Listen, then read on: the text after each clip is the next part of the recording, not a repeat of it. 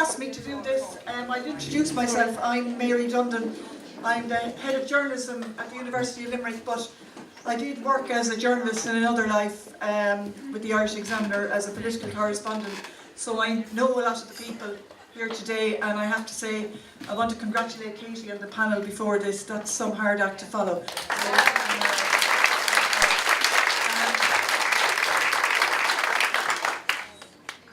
What we're going to talk about today is, this is the 100th anniversary of women in Ireland getting the vote. And when Joan asked me to do this, there happened to be a really interesting piece on RTE about this woman called Hannah Sheehy Skeffington, who was one of the Irish suffragettes. And I've since discovered that she was born in Kanturk in North Cork, so we're definitely not Dublin 4 with this today. She was a very interesting woman. What brought her to the headlines last February was that she was actually so angry that the Irish women didn't have the vote that she went up to Dublin Castle and threw a rock in the window. She managed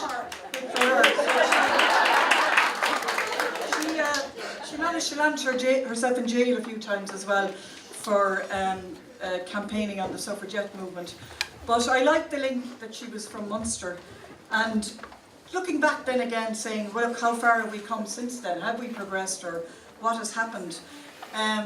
The other woman around that time who definitely made history was Constance Markievicz, who was the Irish revolutionary and also the first woman to be elected to Dáil Éireann and the first woman to be elected in the British Isles. So I was looking back over what advice she was giving to the young women suffragettes and revolutionaries, and I found a really interesting quote where she told them to dress suitably in short skirts and boots, leave your jewels, gold and wands in the bank, and bring a revolver. I don't know if we still need revolvers, but to discuss how far we've progressed since then, we have a very distinguished panel of speakers that I'm delighted to welcome to the stole. We have the former Taoiseach, Gary Bonnier. Sorry.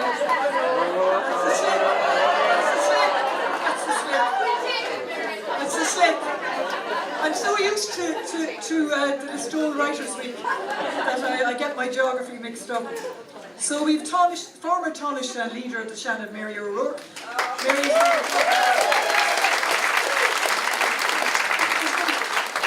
She's going to talk about how far have women progressed, if at all, in politics.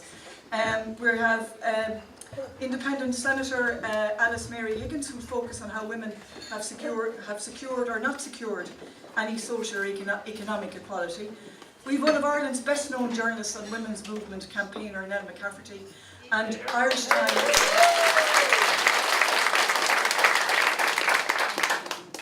Times news editor, assistant news editor, Mary Minahan. Mary's going to talk about women in media. And we've got apologies from Dr. Rona O'Mahony, the Master of the National Maternity Hospital, who unfortunately has been caught up with something at the last minute and can't make it. So to start our discussion today, I'm going to call on Mary Minahan to open the discussion. Thanks.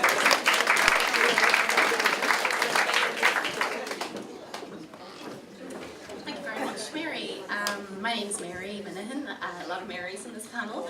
I work for the Irish Times, and this is my first time at the Women in Media event in Ballybunion, and thank you very much for the invitation. I'm going to focus, as Mary says, on the progress or otherwise that women in Irish media have made in securing equality. I was a political correspondent in Leinster House for many a long year, but 6 months ago I got as a comment onto the Irish Times news desk, and that's given me a sort of a different perspective on things. I wanted to start by telling you an anecdote though about my own career. In early 2016 I went to interview an up-and-coming politician called Leo Varadkar. You might have heard of him. He was a Minister for Health then, so I crossed over that famous Bridge of Sighs that you'd be familiar with, Mr. O'Rourke, as they call it, between Leinster House and government buildings, and went to his office on the ministerial corridor, all the time thinking, what am I going to ask him? How can I phrase my questions to get the best answers? But when I walked through the door, he just stopped me in my tracks by saying, "Oh, you're pregnant?" And I was pregnant, yes, but I had told very few people, and it was probably the last thing I was expecting to say to me. And his Minister Nick Miller, who has subsequently been elevated to Government Press Secretary, just looked like he wanted the floor to open up and swallow him up, you know. So it was a funny situation. Like, I felt so sorry for poor Nick, and I think I just laughed and said something like, oh, Nick thinks I've, you know, got a belly from eating too many chocolate biscuits. And Dr. Varadkar, who I think did some work experience in Hollis Street back in the day, he said something like, no, a pregnant abdomen is very different.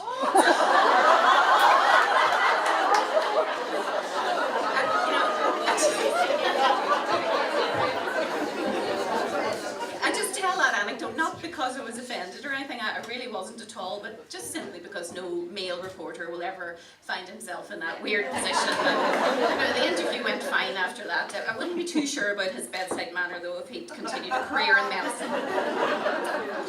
So when I started working in Leinster House, that was shortly before the general election in 2002, I encountered some trailblazing reporters like Ursula Halligan, Emily O'Reilly and others, and Katie Hannon was already making waves at that stage, and I'll always be grateful to Alison O'Connor for the simple act of showing me where the ladies' toilet was, and it was underneath the staircase, a definite afterthought, so I think it probably says a lot about the place.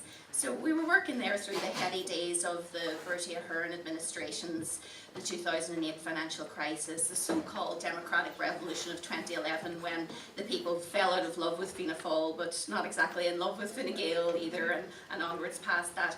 And reporters do tend to live almost cheek by jowl with politicians in Leinster House, and the women politicians I encountered were few in number, but often formidable in character. The male politicians were great in number, and while there were a fair few characters among them, large numbers were frankly not exceptional, but rather perfectly ordinary. And that's okay. I've often reflected on the words of the former Labour Party Minister Kathleen Lynch, who said, "Before I die, I want to be able to vote for a mediocre woman." In my younger days, I often had the sense that a lot of the male TDs and senators spoke to me in a sort of a paternalistic manner, like I was someone their daughter's age, and I wouldn't have been a great frequenter of the Dáil bar, and you know, I always worried I didn't have the language to chat about the previous day's GAA match or rugby match or whatever it was. But these days, there's been a generational shift in politics across the world, and many of the leading politicians are my peers now or younger than me, and although it can still resemble sort of a boarding school for overgrown boys at times, things have changed now for the better in Leinster House. And I think that's why I was so disappointed in June 2017 when the then new Taoiseach Leo Varadkar announced his junior ministers, and he prevented himself from mining a rich potential seam of female talent because of his self-imposed ban on promoting TDs who were elected for the first time in 2016. Political leaders of previous generations, such as Dick Spring or Bertie Ahern, used to caution against promoting first-term deputies on the grounds that they needed to learn the ropes in Leinster House for a few years before they could advance. And at the same time, women considering entering politics are often advised that they should have their families first, if that's what they want to do, before they think about trying to go anywhere near Leinster House. At that rate, you could be hitting retirement age before you're qualified in their terms for promotion in politics. So Mr. Varadkar really missed a trick there by borrowing a rule from what should now be a bygone era. So of course, the political reality is that Mr. Varadkar felt obliged to look after many male supporters, and the fact is that most of the new women TDs had actually plumped for Simon Coveney in the leadership contest, but there will always be lots of men looking for rewarding. That's not going to change. And you know, it probably wasn't easy for the Canadian Premier Justin Trudeau or the French President Emmanuel Macron to compile cabinets with equal numbers of men and women, but it certainly sent out a very strong message across the world. Now, as it is in politics, so it is in journalism, and interventions that are sometimes considered radical do have to be taken to correct what are historical imbalances which have resulted in a dramatic underrepresentation of half our population. In the Irish Times, we've had a female editor, Geraldine Kennedy, and the current deputy editor is Deirdre Veldon. And since I've left Leinster House and gone back to work in our Tara Street headquarters, I've seen with my own eyes and heard with my own ears how our editor Paul O'Neill seeks out her advice and values it. And I think it's very important for younger staff, and indeed it's important for staff of all ages, to witness that sort of behaviour. But I'm not going to stand here and say everything's perfect. After 5 o'clock every day we have a news conference at which the front page stories are selected and argued over, and what stories are doing best online are analysed. And one evening within the last few weeks I was the only woman standing in a circle with 14 men, and the topic under discussion, the morning after pill. Not ideal. So I think given the topics which are dominating media discourse at the moment, the approaching referendum on the 8th Amendment, the international Me Too movement, and the new openness about sexual assault and harassment, it's vital now that women are at decision-making positions in journalism.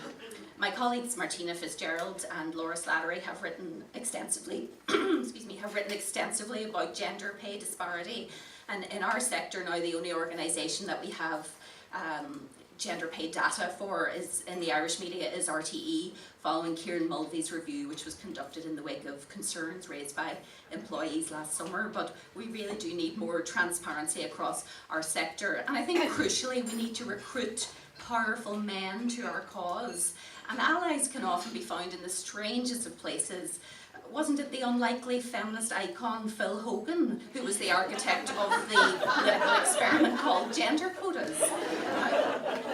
Women have different views on gender quotas, because women are a bit like men, they have different views of things. But the blunt force of his hit them where it hurts measure means that political parties that don't deliver enough female candidates in general elections face having precious state funding cut in half. And without doubt it's a crude mechanism, but softer methods to increase female participation in politics have been tried over the years and have failed every time. So to return to journalism, my area, those in editorial positions have to be careful with the example they set for new recruits. We have to be aware there's a new generation coming up. Some of them have never even heard of Big Tom, I found out recently. But you know, seriously, we need to be careful when we're assigning stories to reporters not to fall into stereotypical patterns. And it should go without saying that young women can cover crime stories and other so-called hard news events just as well as young men. And a big problem in our sector is, despite this upturn in the economy that we keep hearing about, journalism as a sector is not in expansionary mode. So it's difficult now to talk about having a career in journalism in this era of precarious work, when people are learning to see periodic and insecure and uncertain employment as the new normal. But it's really important that women working in media are allowed to and are helped to have long careers. And young people have always been told to seek out mentors, and that hasn't always been easy for women working in journalism, looking for older female role models, because they just simply haven't always been present.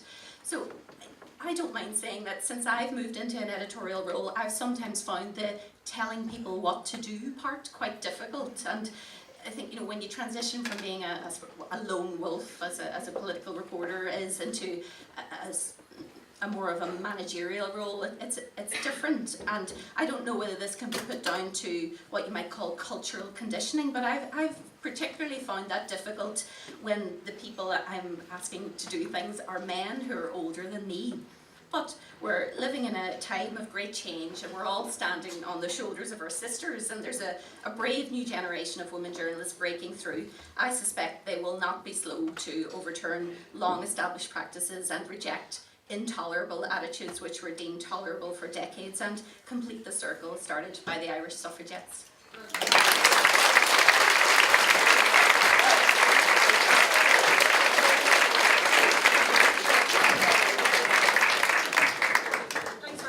You've given us a lot to talk about there. I'd now like to welcome Alice Mary Higgins from Galway, and she's going to talk to you about social and economic issues.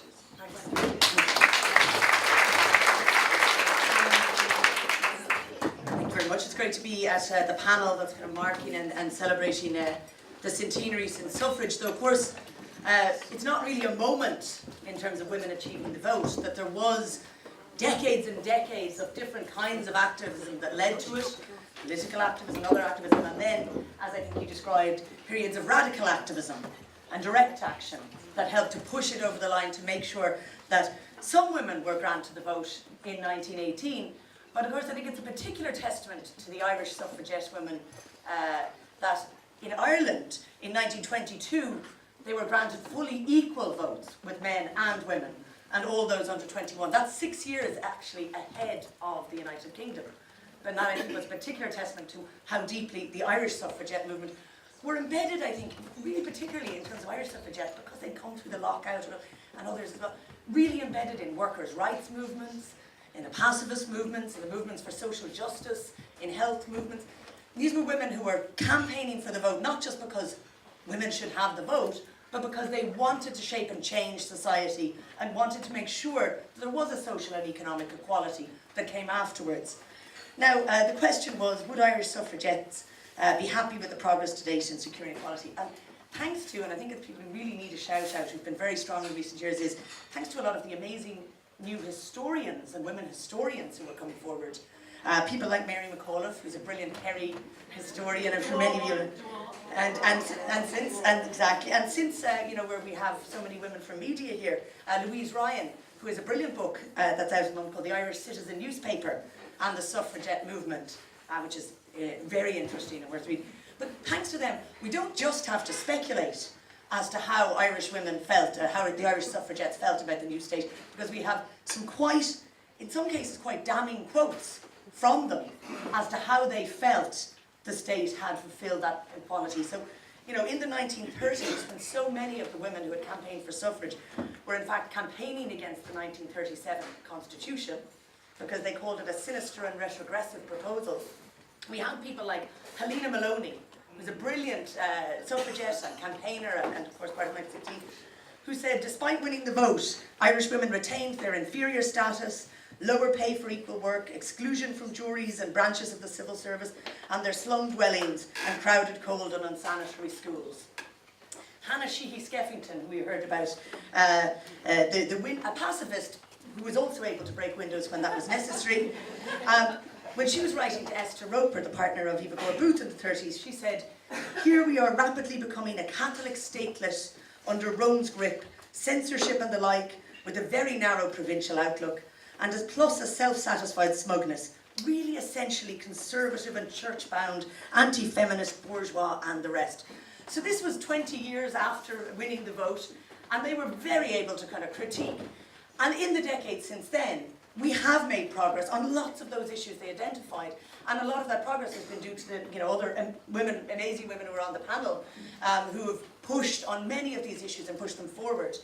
But I'm going to fast forward to now, the contemporary moment, and those of us, maybe some of the political issues right now, and pick out, because there's so little time, just pick out just 4 strands or 4 issues of equality that were really important to women suffragettes back then, and look at where we are now. Firstly, in terms of economic equality, we have not achieved economic equality on any basis. I just yesterday got figures from the CSO. I had to kind of press them to get the figures from the CSO. Some of them, they told us that women are far less likely to earn over 50,000 than men, and more importantly, women are far more likely to be living on €20,000 or less than men in Ireland. That's just figures we're there. I think there's, in terms of income, I have a lot of statistics. If anybody wants to, I love talking about statistics, and I have them. But interesting figures that show the figures are really quite shocking in terms of where the economic equality is. And, the cost of care is still falling very heavily on women, both in terms of women who are suffering from the pension inequality, being penalised for periods of care that they've done in the past, and in terms of lone parents in Ireland, who have incredibly high levels of deprivation. And lone parents are nearly, not always, but hugely predominantly women. And we know that there is a massive amount of lone parents, almost half of lone parents, who are suffering deprivation. And it's very interesting, but I won't stray into that area just yet, but I think it's very interesting that when I brought proposals in supporting lone parents to the floor of the Shannon, it was very interesting who was there and who wasn't there for that debate about how we can actually support lone parents in their choices. In terms of precarious work, and again, women, the Irish Women Workers Union We know that a majority of those who are on the low wage, 60%, are women. We know that women are more likely to be in part-time precarious work. And I actually think that is probably one of the things, and it's quite a recent thing, that would make people like Winnie Carney or Helena Maloney very sad. When you think that the Irish Women Workers' Union fought for 2 weeks holiday because they knew that it's important that people would be able to have work and to have a life. They knew that it was important that people would have family life as well as work, and that they would be in balance. I think they would be incredibly sad to see the if and when contracts where people are by the phone, which are almost one of the worst developments, in meaning that people can't plan their lives, and that so many people are now on call all the time, unable to plan the time that they need to have their families and to be with their families. There's a very interesting task report on that was launched this week, which really dives into what a precarious life looks like when you're in precarious work. There are useful and positive things that are happening. We've got gender budgeting commitment, which is now basically a promise that there's going to be a filter of gender equality applied to how we do our budgets. But it's absolutely not going to be the answer in itself. All that this will be is an instrument that we can use if we campaign and agitate to highlight the points, the things people already know from their lived experiences of where there is economic inequality. So I think the gender budgeting, which is coming next year in September, it's important we just don't accept it, but that we challenge it and we dive in on that. So sorry, economic compassion mindset. I was asked to talking about a couple of other quick areas. On representation, one of the suffragettes, Ethelred Browning, called for women factory inspectors, women lawmakers, women police, women on the jury, women lawyers, women everywhere that is the need of our country. And in that we had, it's interesting, we do have women in so many areas now. And it's brilliant, but we don't have enough representation of women. And they're not getting the same recognition. And they are still facing a battle in terms of promotion and progression. But I think that is certainly changing. And the demand is strong now in every sector, from science to sport to the arts. Women are really demanding the rungs of the ladder be there to allow them to really progress and be recognised. In terms of violence against women, this was a part of the concern of the suffragette woman movement. A woman called a suffrage activist, Marion Duggan, used to go to the courts and report on what happened and talked about how the court systems didn't deal properly with violence against women back in 1913 in the Irish Citizen. And I think we're seeing now that we're still having to demand that the court systems deal properly with violence against women. And we know as well, we have finally, I think, got a crime of coercive control, which is coming in next year. And I think that's going to be very important for the other forms of violence. And it is, I think, shocking that in terms of institutional violence against women, that we are only still seeing those who were interred in the Magdalen laundries finally beginning to get justice now, and that they're still having to fight those obstacles. In terms of health, I'm conscious, I hope Rona and Matthew would be here and tell us incredible things about health, and I'm not going to presume to dive into that area very much, but I would just note that Dr. Kathleen Lynn, who was a brilliant suffragette campaigner, who did lots and lots of work for pushing for a socialist perspective, as she saw it, on the health system, and who had great battles throughout right into the 50s with Archbishop John McQuaid. I think she would be amazed to see that finally last year, the control of the maternity hospitals was finally ceded over to the state. I think she probably wouldn't have expected it would take that long, but I think she would be heartened to see that that has finally happened. And I do believe, not all of them perhaps, but that many of them, of the women who were suffragettes at the time, would be campaigning for repeal, I believe, personally, but maybe we cannot know, we can't speculate because it's our challenge at this time for those of us who feel that way, but also for marriage equality, because so many of them were such brilliant advocates for LGBT rights, even back at that turn of the century. I know that I'm running out of time, so I'm just going to finish on something that I found incredibly inspiring and very positive.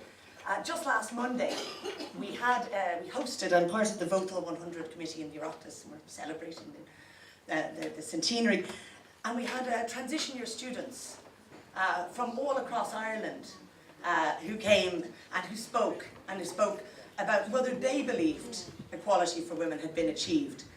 14 girls and 2 boys who came from literally every corner of Ireland, from from you know, Belfast and Galway and Cork and Waterford and everywhere.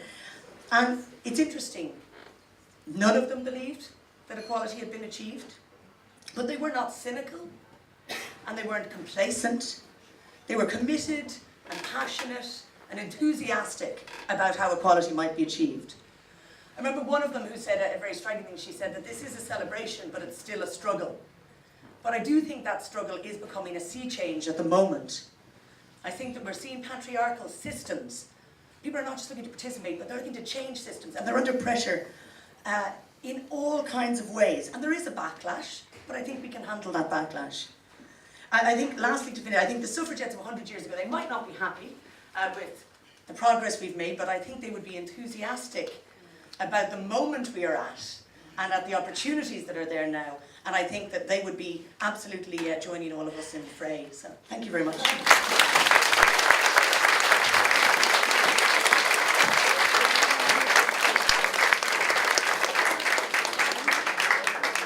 Thanks very much, Alice Muir. You've given us a lot to think about and talk about. I'm sure there'll be questions about that when we open it up. The next lady, our next speaker, needs no introduction. Veteran journalist and campaigner for women's rights and civil rights, Nell McCafferty.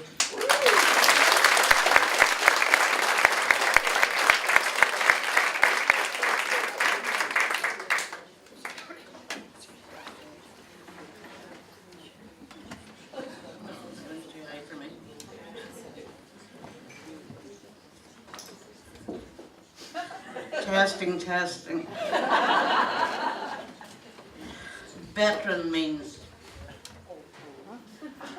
I was born in 1944 and I'm 74 now, so veteran means a relic. How far have we come in 100 years since I got the vote? 100 years ago, the end of World War I, people were dying by the million, shooting each other by the million.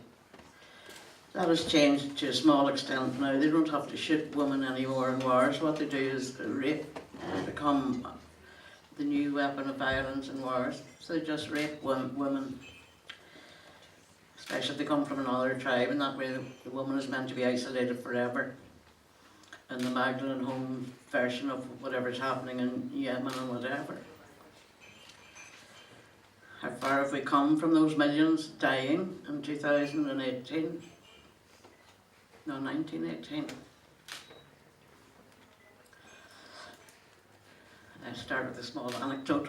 About 20 years ago, I was sitting with my sister in my Dublin home having breakfast and tut-tutting because where was her son? He was late, and he bursts in the door at about 10 o'clock. I said, sorry I'm late, but my condom burst. And then he turned to me, he said, do you know how much it cost to buy a morning after pill? I thought, it's your condom that's burst, not mine. You go out and campaign. And I said to my sister, did you ever think, Jesus, Mary and Joseph would be sitting here discussing his burst condom over breakfast? And she said, well, you're the one that wanted that conversation.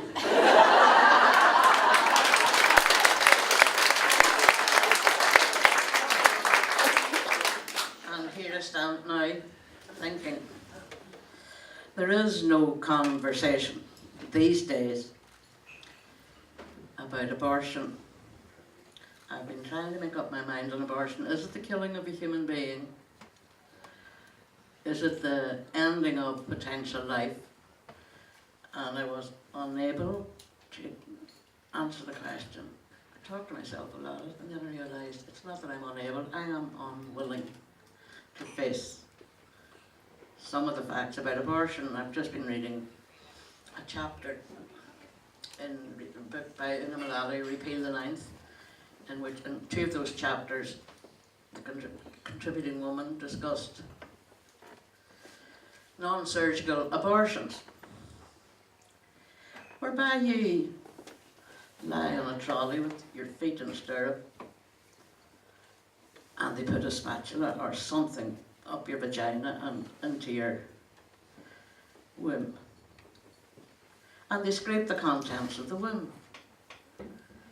Now, I remember 1983, the amendment campaign, when the pro-lifers were going around showing videos and telling us all that babies are being dismembered in the womb through abortion. I thought, nonsense. It was the days before I had Google. So I Googled the other night, what's a 12-week pregnancy look like? What does the fetus look like? And you know, they suck their wee thumbs and they have toenails, fingernails, arms and legs. And I said, so when they scrape out the contents of the womb, the pro-lifers are right.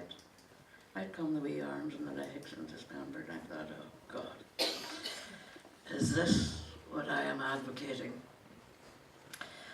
100 years after we died by the million in World War I, we are only days away now from voting to repeal the 8th and legislation that will allow for what Ryan Tubridy, I have no doubt, will be offering. Expenses paid abortion for every member of the audience. And then I said, yeah, I mean that. Is that what it's coming to? And then I think, yes. As I understand the limited legislation on offer to replace the 8th Amendment, it does seem to me to be abortion on request or demand, or say it what you wish. I've looked at the legislation, I thought, okay, can I get it on the grounds of mental or physical, threat to your mental or physical health, which is what they get over in England. Of course, they're a bunch of pagans, as we all know. We're about to have it. And I won't discuss it. And I said to the, at Malolly's book launch, I said, these young ones are telling me, these are young men, 25, yeah, it's what we're getting is abortion on request. I said, I don't think so. They said, yes. I said, well, then why don't we tell people? And they said, oh, you don't want to frighten the horses. I said, you mean we're advocating a lie? We're not going to go around and say to people, actually, you want an abortion? Here's one. And the alternative title I chose for my talk here today was, here's your abortion, shut up. That's going to be the cure to everything. Let's take one example. Some of you are too young to remember that when contraception was illegal in Ireland, we had an Irish solution to it. You found a sympathetic doctor, you went and said, doctor, my periods are irregular, I'm getting married next week, or next month, I don't want blood coming down the back of my wedding dress, or I'm due to enter the Olympics. And the doctor said, oh, you've got irregular menstrual flow, and gave you the pill. We had then the highest rate of irregular menstrual flow in Europe. Well, you keep laughing when I tell you we're about to have the highest rate of incest in Europe. The legislation says that any woman who is pregnant through incest by her father or her brother is entitled, no questions asked, to an abortion. So why do we all just walk in, come the 26th of May and say, excuse me, my father's committed incest with me. Here's my abortion, they say. And what do they do then? They send me back to my abusive father, who's already threatened to kill everybody in the family if word gets out what he's doing. So do we DNA the aborted fetus? In which case we're putting her through another trauma, because that means we're going to then go and DNA her father's semen. Trauma follows trauma. And I asked people, I said, can we talk about this? Will someone talk me through this? I'm sorry Rona O'Mahony isn't here today, because I'm so ignorant of what's going on that I'm far behind. I think, can this be true? You know, just walk in and say, my daddy raped me. And, Can we just, there's a clarification here. Do you want to yeah, I'll take a clarification now. Yeah, Yeah, no, that's actually not the case, and that's why the 12-week proposal was put forward, was precisely because you don't want to put people through the trauma of having to talk about the incest or say about rape or case. So that's why the 12 weeks was there. That's not the case There is no other provision outside of that 12-week one, and incest and rape were one of the reasons that they put that 12 weeks, which is on request. And again, at 12 weeks, people are allowed to give medication The as well. legislation does provide for abortion in the case of incest. But it doesn't, you don't have to talk or request that, and in terms of addressing, we can debate this later, but in terms of addressing the issues, that is not, that's not the way it's done, and that's not. So I just think it's a maybe misrepresentation of the legislation. No, it's not. Yeah, can we? It doesn't exist We'll go on after that 12 weeks. later, but I think we were edging close to some kind of truth or facts after this morning's talk. Yeah, we One for everyone in the audience. An abortion? Shut up. I didn't know. How'd you react when Catherine Zappone, a woman I like, Minister for Children, announced this week that the birth rate in Ireland is no longer sustainable. We've gone down to 1.8. A bit like Angela Merkel in Germany, and she brought in refugees. You're the one with statistics, you tell me, what is the birth rate per family at the moment? That's what I said, 1.8. So the government wants us to make more babies and do it very quickly. And as an incentive, Catherine Zappone is offering every pregnant woman in Ireland a cardboard box full of baby wipes, dried milk, nappies. Well, in my day, if there wasn't enough beds in the house, your mammy opened the bottom drawer of the, what do you call it, bureau, and put the baby in. And there she slept her days away. And I was saying, in terms of abortion, I figured around and said, there is no room at the inn. And a fella last week said to me, actually, Nell, there's no room in the floor. He's a bit squeezed for accommodation. And the most interesting discussion with him is, he's a radio producer, and his wife, and they've one child, a daughter, and his wife is an academic, so they can, with skillful juggling, manage the hours of raising the child. But they had to put down the months they were pregnant before she even delivered the child. The child's name had to put down in Dublin for a creche nearly 9 months in advance, in the hope of getting a creche somewhere near their Dublin home. And he gets up at 7 in the morning, they take the baby to a creche, they go off and do their day's work. One of them leaves in the afternoon, goes back and picks up the baby out of the creche, and the other joins not long after. And they're both exhausted. Why wouldn't they be? I heard this phenomenon in Canada in 1977. I came rushing home to Ireland. I'd spoken to a married heterosexual couple, both in paid employment. The nanny came at 7 in the morning. We had to be up and have the baby dressed and fed. They went out to their work. They come back from work at 5 in the evening, let the nanny go, and they were so tired. They had time to, how to do whatever you do with babies at 6 in the evening, bathe them and feed them, and then have their own dinner, and then dive into the bed because they're tired. And I said to this fellow, "Oh, how are you feeling?" He said, "Oh no, it's worth it." And he showed me a smartphone video of the child walking across the floor in lovely sturdy wee legs. And I said, "Oh, do you think you'll have more babies?" He said, "Sure, we can't afford it at the moment." And I asked myself, where is what Simone de Beauvoir called the plenitude of pregnancy? Plenitude, by the way, I forget the roots of the word, but the other day I looked at my fridge and I thought I have to replenish the food in there. Plenitude, replenish.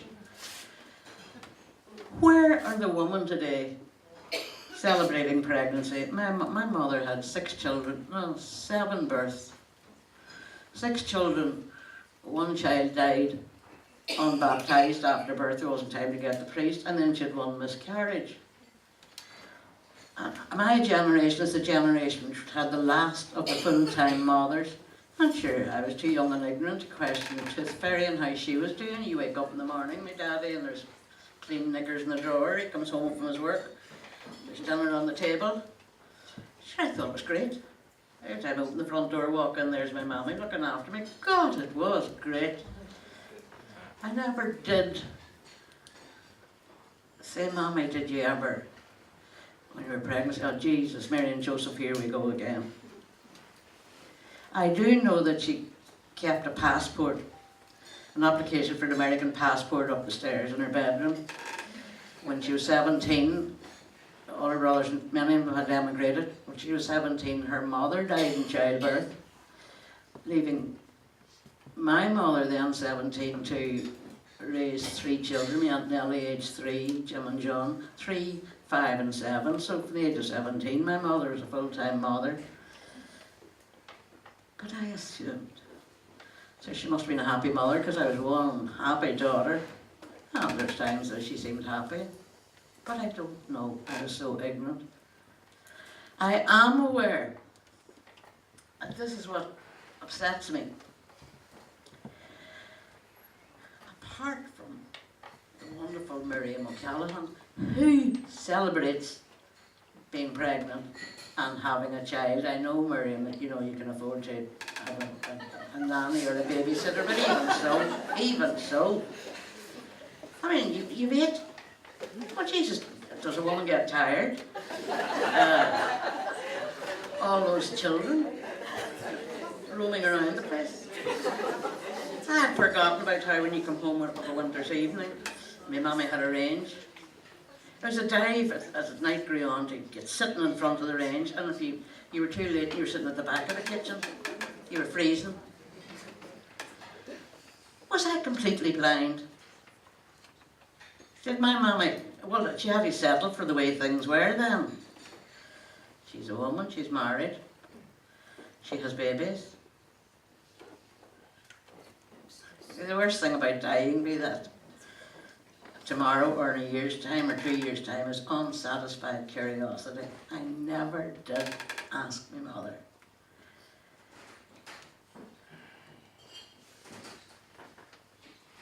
Well, I know that she occasionally talked about having money of her own. She never had a paid, she had a paid job once as a cashier when she was 18 in the local cinema, and her baby brother came down and said, Lily, come on home.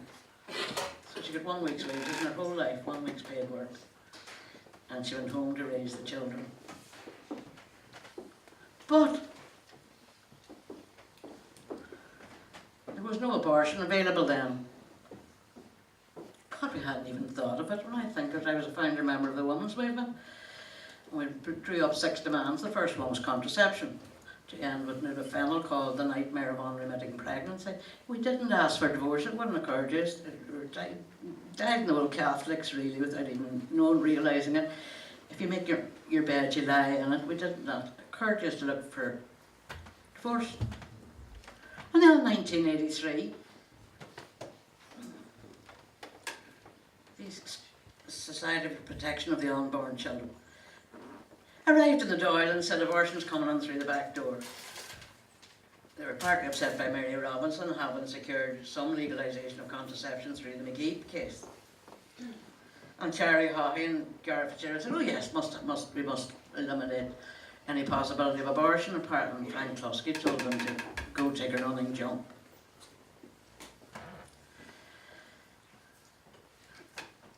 Okay, and we all said it's life that needs amending, not the Constitution. We would not say. We couldn't bring ourselves to say, no, we should legalise abortion. That was only 1983. It was beyond our consciousness. And here we are, today, 100 years after the slaughter on the Somme and places like that. Here we are now saying abortion on request. There, you can have one. One for every member of the audience. And I believe that abortion is necessary, and to have it as freely, legally and widely as possible. But is that my life now, our lives now? You're unhappy, you have a non-consensual pregnancy, you've done your best, you used the contraception, you did this, you did that, the contraception was thrown out of whack because you had a fever or something, and now you're having a non-consensual pregnancy. Is it that difficult? I asked rhetorically, and I thought, I'm pregnant. There's no room at the inn.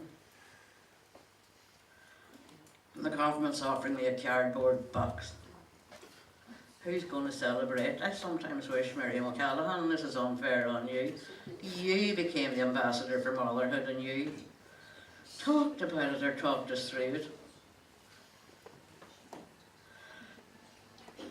Just to remind us of the plenitude of pregnancy. Is it a happy occasion despite all the difficulties that we face with homelessness? And as for homelessness, we're McAlpine's Fusiliers. You want to fix homelessness, you build 100,000 houses in 1 year. That happened in 1949 when Harold Macmillan arrived in the Commons, a newly elected MP, war hero.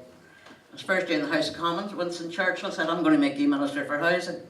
And I want 3 million houses in 3 years. And Macmillan goes home and writes in his diary, housing is not my cup of tea. You know, there's a shortage of timber, concrete, steel. He built 3 million houses in 3 years. Many of them are still in use today. Council houses, they were that well built. And I thought, we can't do that. McAlpine's Fusiliers, we dug a channel from England to France. We built houses in America. Why do we could do it in 1 year, 100,000 houses. It's not that hard to do. In a country that doesn't... Sorry, I'm going to have to cut you. I'm going to call it. In a country that isn't... In a country that isn't cruel, we could build 100,000 houses. It's a cruel country in which to be pregnant. I am forced to advocate abortion, even though I know it's necessary. But it's dull and it's grim, and I am sick of it. Killing, 100 years after we ended the mass slaughter of World War I. Thank you.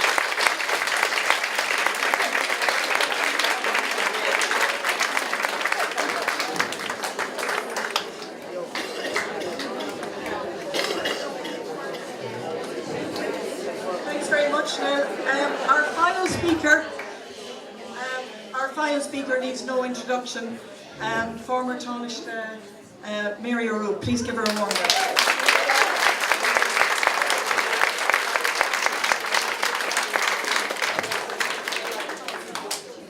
Hello, everyone. Hi. And I've been given the theme of did we gain politically, did women gain politically from the vote in 1918, the People of Representation Act, which gave women over 30, and if you had property, of course, or were married to property, you got a vote. Well, I think of all those who broke the windows and did all those wonderful things, the Pankhursts in England and all of us here, if they came back today, I'd love them to come to Ballybunion and to look into this room. And what do we see? Pardoning some wonderful gentlemen down in one side there. They see a galaxy of women. Now, usually we talk about a galaxy of stars. So maybe you all are individually stars, but one way or another, a galaxy of women gathered to talk about women and to listen to women talking. I think it's wonderful. On the warmest day of the year, maybe it's the last day we'll have, I don't know, but that we are gathered together on this topic. And I want to thank Vodafone and Anne O'Leary, a woman herself obviously, who is sponsoring this. I want to thank Mandy Johnston. Listen, if Mandy Johnston was here, she'd tell you how to run the government. She is absolutely marvellous. She's somewhere, but I don't quite know where. And I want to thank the wonderful proprietors of this Kilcooley House Hotel for gathering the women all together. I think if the women of 1918 could come back right now in 2018, they would be very pleased with how women have made it. Of course we've a whole lot to do yet, we all know that. I mean, what woman ever got up in a morning and said, I've nothing to do today? You tell me.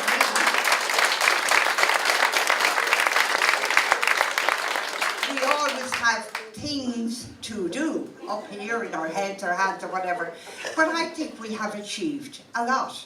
There are far more women. Constance Markovich She was wonderful. No, I think nobody pays full attention to the fact that and I think Mary Minahan mentioned her, or perhaps Mary Dundon did, that when she got elected, not alone in Ireland, but in the whole of the British Isles, she was the first woman. And if you're ever over in the House of Commons, you can go into the cloakroom and see the little coat hook with her name on it. I went and looked at it there about a year ago, and I thought to myself, isn't that something else? Isn't it? Now, she didn't take it up, but it was a wonderful thing. And I'll tell you, and an aside now, but it's not part of what I'm going to be talking about. When my mother had me, all those years ago, and I couldn't tell you how many years ago, I can. But anyway, I was kind of the last shot, so to speak. I had two brothers older than me, and I had a sister all older. And herself and my father must have decided they would have another one. So they had me. And what was I christened? Mary, fine, it was the month of May when I was born. Mary Constance, after Constance Markovich, and Hannah, after Hannah McCafferty.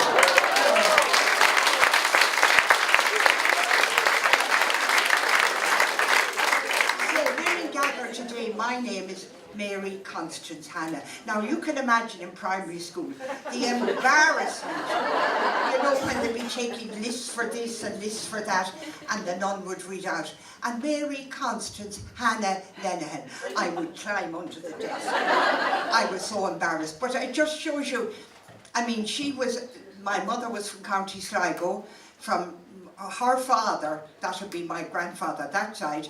I never knew him because he died a very young man, age 32. He was carried home from a pub, where he got into a row about Charles Stewart Parnell. Now, doesn't that bring the past very much into the present?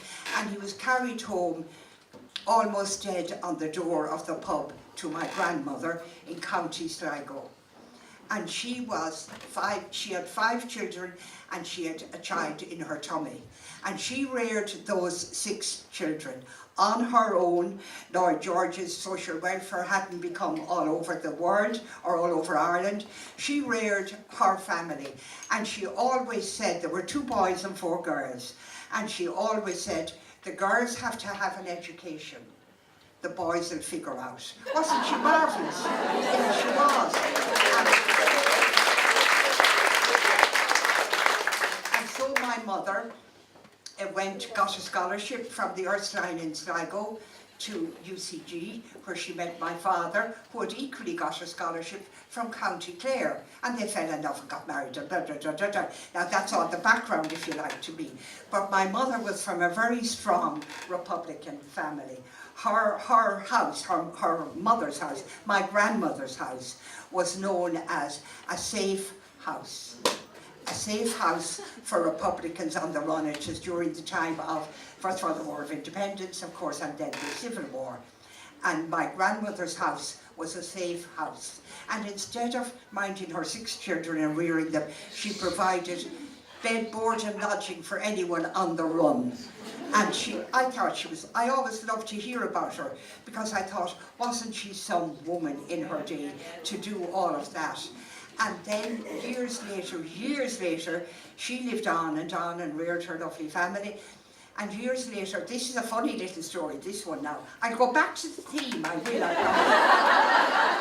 But years later, when I was 7, I always remember I was 7, I thought I'd love to go to my grandma's in the country, because we lived in the town of Athlone, and I would love to go to my grandma's for a holiday. So I persuaded my father and mother that I should be brought to Sligo to my grandma's. And so my father was a bit grumbly about it, but anyway, he duly took me, and we landed to Clonmull, Drumcliff, County Sligo. And my grandma was alive, you didn't cross her, I can tell you. But anyway, they had told me before I left home that I was to be very polite and to say please and thank you or no thank you or whatever. So the time came to go to bed. It was about 9 o'clock at night. So she said, we'll have our supper now. And she got me, now some of you will have read my book, will have read this, but it doesn't matter. She got me a glass of buttermilk. Now by buttermilk I mean half of it was and the other half of it. And she said, that's your supper. And I said, no thank you. I mean, I was from the town where we saw no buttermilk. And I said, oh, no thank you. And she said, what do you mean, no thank you? You drink that? And I said, no thank you. And she said, you drink that or I'll beat you. And I drank it, oh God. No, but I kind of think, you know, there's courage in all sorts of ways, aren't there? And I've never forgotten her for that. But anyway, I think if the women came back, they would like to see it. They would like to, since that time when women got the vote, and I like to think every woman in Ireland, no matter what her political preferences are, would go out to vote when a vote happens. If it's for a person, a party or a referendum, you simply must vote. I cannot understand why people don't vote. Oh, it got late and somebody was calling and I was waiting for a phone call, well. You have to go. They had to fight hard to get a vote. That women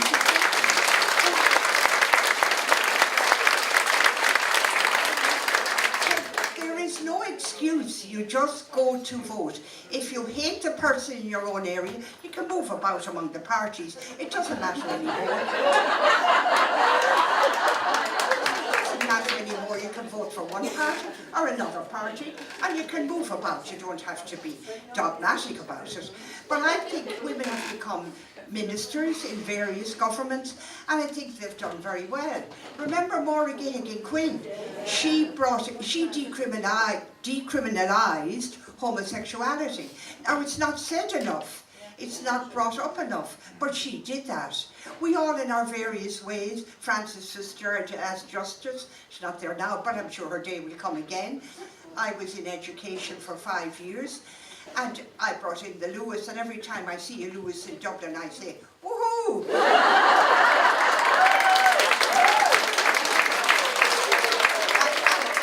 and I say, that's my Lewis. But anyway, we've done loads of things. And like Senator Alice Mary Higgins said, there is loads more to do. Of that there is no doubt.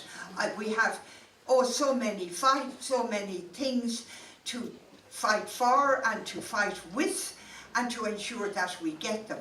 But at the same time, we should be so, I think you used the word which resonated with me, we should be so enthusiastic about what we have got. And there's no point in, I think women do themselves an injustice when they constantly carp, oh, we want to break the glass ceiling. I think that's the daftest saying I ever heard. Who made it up, I'd love to know. Who designed the words, the glass ceiling? We don't know. So you're reckoned as a nobody if you haven't broken the glass ceiling. Well, I ask you, every woman, I believe that every woman in this room has broken her own internal, personal glass ceiling, for whatever reason, whatever. But because she's alive and well and dressed up and here and made up and listening and talking and want to contribute. That's their own personal glass ceiling. It doesn't have to be some big imaginary gorgeous ceiling like all of that in which they personally will burst through at some time. I loved politics and I did not find politics intimidating, or people say, oh, but you must have encountered huge sexism, you must have encountered huge put-downs and all that from all the fellows. Charlie Hawley as Taoiseach and the 14 around the table, August Misha in Moguna Nua. Maybe not so Nua after several years. And for all they say about Charlie Hawley, good and bad and indifferent, and sometimes quite nasty, he plucked me up he gave me my break. I was a rookie Fianna Fáil TD, and he decided to put me in education. So I don't have bad things to say about him. I know about his other life, of course I do. I didn't come down onto the cabbages. I know quite well, but there was huge good. When we see, this struck me the other day, I had done an interview with the person who was writing the official biography of Charlie Haughey. Gary Murphy is his name, Professor Gary Murphy in DCU, and he came down to do an interview with me. And when you come see the people going in and out of government buildings now, the gorgeous building, when you see people going in and out of Kilmainham, when you see poets being honoured, they're all things that Charlie Haughey's Taoiseach did, but they're never mentioned. Oh no, no, no. The other things, the other side of life is mentioned. But that's a by the way. Now I know that you're all bursting to go to the bathroom, I think, or to have something to eat. So I'm going to finish, but I'd be willing to participate in a whole questions and answers. But I very defiantly and proudly say that if the women of 1918 came back now, they would be very pleased with us, the women in politics in 2018. I like to think they would. And I have a final little, I was reading, I'm a mad reader, I read day and night, during the night, up in the morning, I just keep reading Hillary Clinton's book about her struggle. And she had a wonderful Japanese little proverb in it.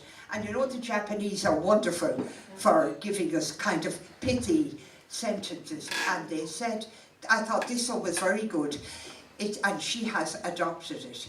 Keep the bough, B-O-U-G-H, keep the bough green, and soon the singing birds will come.